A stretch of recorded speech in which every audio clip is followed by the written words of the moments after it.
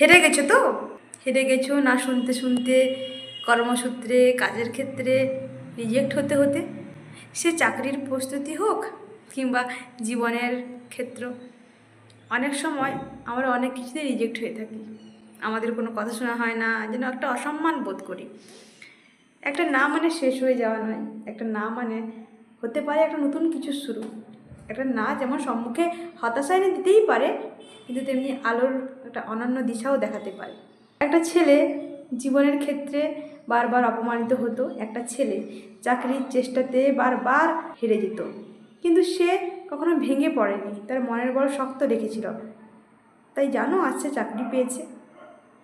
চাকরি পাওয়ার পূর্বে কিছু কথা বলেছে, যে অভিজ্ঞতা সে সঞ্চয় করেছে। তার মানে এর থেকে কি শিখলাম মোরা? আসলে আমি আমার জায়গায় থেকেই অনেক কিছুই বলতে পারি। যার জীবনের পরিস্থিতি যত জটিল, সে তত অসহায় বোধ করে নিজেকে, তাও বুঝি।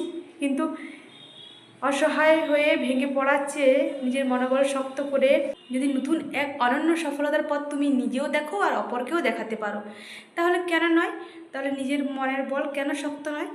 তাই একটা না কখনোই জীবনের সর্বাধিক ভাগ্য নির্বাচন করতে পারে না। একটা না জীবনের সর্বাধিক কষ্টের কারণ হতে পারে না।